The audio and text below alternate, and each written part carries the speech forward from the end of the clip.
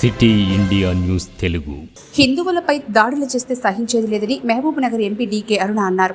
నారాయణపేట జిల్లా కేంద్రంలో జరిగిన హర్ ఘర్ తిరంగా ర్యాలీలో ఎంపీ డీకే అరుణ ముఖ్య అతిథిగా హాజరై మాట్లాడారు. దేశ ప్రజల్లో జాతీయ భావాన్ని పెంపొందించేందుకే తిరంగా ర్యాలీ నిర్వహించడం జరుగుతుందన్నారు. దేశ స్వాతంత్ర్యం కోసం మహనీయులు చేసిన పోరాటాలను భావితరాలకు గుర్తు చేయాల్సిన అవసరం ఎంతైనా ఉందన్నారు. 2047 కల్లా ఈ దేశాన్ని విశ్వగురు వికసిత్ భారత్ సంకల్పమే లక్ష్యంగా ముందుకు సాగుతున్న ప్రధాని మోదీకి మనమంతా అండగా ఉండాలని పిలుపునిచ్చారు. నమస్కారాలు తెలియజేస్తా ఉన్నా.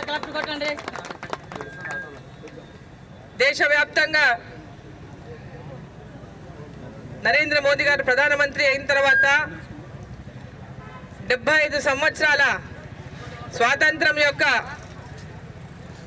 దినోత్సవాలను అమృత దినోత్సవాలుగా సెలబ్రేషన్ చేసుకుంటూ ప్రతి సంవత్సరం కూడా దేశభక్తి ప్రజల లోపల పెద్ద ఎత్తున గ్రామాన యువకులకు అందరికీ కూడా ఈ దేశం కోసం త్యాగాలు చేసినటువంటి మహనీయుల గురించి, ఈ దేశం స్వతంత్రంలో జరిగినటువంటి సంఘటనల గురించి వారికి అందరికీ స్ఫూర్తినిచ్చే విధంగా ఈ దేశ స్వాతంత్రం ఏ విధంగా సాధ్యపడినటువంటి విషయాన్ని ఎవ్రీ ఇయర్ ప్రతి సంవత్సరం కూడా గుర్తు చేసుకుంటూ దాన్ని ఎప్పటికప్పుడు ప్రజల మధ్యలో యువకుల మధ్యలో ప్రతి ఒక్కరిని కూడా జాగృతం చేసుకుంటూ ఈ దేశం కోసం మనమందరం కూడా జాతి సమైక్యత కోసం కలిసి ముందుకు నడవాలని, భారతదేశం యొక్క అభివృద్ధిని అంచెలంచెలుగా ముందుకు తీసుకెళ్తున్నటువంటి అభివృద్ధి పదంలోకి తీసుకెళ్తున్నటువంటి నరేంద్ర మోదీ గారు ప్రపంచంలోనే ఇవాళ భారతదేశాన్ని వికసిత్ భారతదేశంగా తీర్చిదిద్దాలనే సంకల్పంతో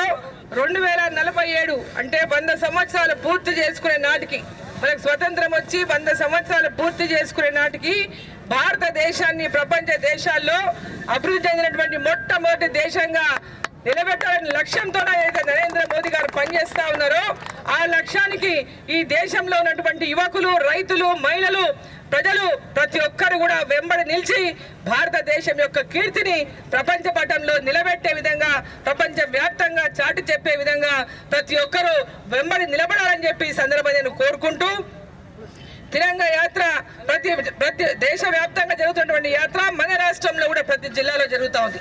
గత 3 రోజులుగా ప్రతి జిల్లా కేంద్రంలో ఈ యొక్క యాత్రను భారతీయ జనతా పార్టీ నిర్వహిస్తూ ఉంది. ప్రజలందరూ కూడా చాలా స్వయంగా ఈ యొక్క యాత్రల్లో పాల్గొంటా ఉన్నారు. దేశభక్తిని చాటుతున్నారు, దేశ సమైక్యతను, జాతి సమైక్యతను చాటుతా ఉన్నారు. ఈరోజు ప్రపంచ దేశాల్లో ఒకే ఒక్క హిందూ దేశం అటువంటి భారతదేశం యొక్క కీర్తిని ప్రపంచ దేశాలకు చాటి చెప్పే విధంగా ప్రతి ఇంటి పైన కూడా భారతీయ జెండాను ఎగరవేసి మన జాతీయ యొక్క మన భారతదేశం యొక్క సమైక్యతను చాటాలని చెప్పి సందర్భంగా నేను కోరుతా ఉన్నా. ఇక్కడికి వచ్చిన కార్యకర్తలే కాదు, ప్రతి ఒక్కరు కూడా మన భారతీయులు అనేవారు ప్రతి ఒక్కరు కూడా తమ ఇంటి పైన రేపటి నుంచే, ఈ రోజు నుంచే, ఇప్పటి నుంచే ప్రతి ఇంటి మీద జెండా ఎగరేయండి. వాళ్ళ షాపుల మీద కానీ, ఇండ్ల మీద కానీ ప్రతి చోట ఎక్కడ చూసినా భారతీయ జెండా కనపడే విధంగా ప్రతి ఒక్కరు కూడా ఈ రోజు నుంచి ప్రారంభం చేసి 16వ తేదీ సాయంత్రం వరకు ఈ జెండాలను ఎగరవేయాల్సిందిగా ఇండ్ల మీద ఈ సందర్భంగా నేను తెలియజేస్తా ఉన్నా.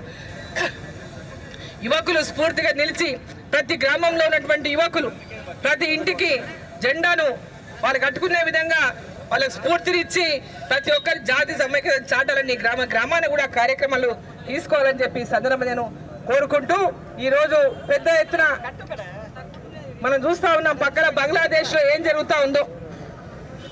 బంగ్లాదేశ్ పరిస్థితిని మనం రోజు చూస్తూ ఉన్నాం మీడియాలో.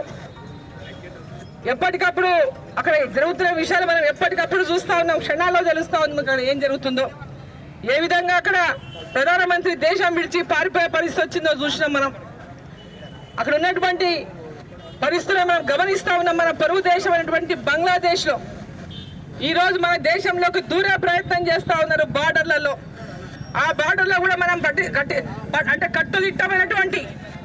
కట్టుదిట్టమైనటువంటి సైన్యాన్ని ఏర్పాటు చేసి ఎక్కడ కూడా చొరబాట్లు లేకుండా ఇవాళ దేశంలో ఎక్కడ చొరబాట్లు లేకుండా సంఘ విద్రోహులు, దేశద్రోహులు ఈ సంఘటనను అడ్డం పెట్టుకొని ఎక్కడైతే దూరి ఏదైనా చేయాలనుకున్నటువంటి వాటికి ఎప్పటికప్పుడు చెక్ పెట్టుకుంటూ భారతదేశం యొక్క రక్షణ భద్రతే, ప్రజల యొక్క రక్షణ భద్రతే లక్ష్యంగా మోదీ గారు ఏదైతే పనిచేస్తా ఉన్నారో మనమంతా భారతీయులమంతా ఈరోజు ఏకమై నిలవాల్సినటువంటి అవసరం ఉంది.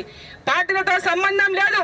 ఈ దేశం కోసం ఆనాడు ఏ విధంగా పోరాటాలు చేసి ప్రాణాలు పోగొట్టుకుని భారతదేశం స్వతంత్రాన్ని తీసుకొచ్చినటువంటి ఎంతో మంది మహనీయులు వారి ప్రాణాలను వదిలేసి మనకి ఈ దేశం మన కోసం ఈ స్వతంత్రాన్ని తెచ్చిపెట్టినో ఈ దేశాన్ని కాపాడుకోవాల్సినటువంటి బాధ్యత, ఈ దేశాన్ని అభివృద్ధి పరచుకోవాల్సినటువంటి బాధ్యత మన అందరి పైన ఉందని చెప్పి ఈ సందర్భంగా నేను తెలియజేస్తా ఉన్నా.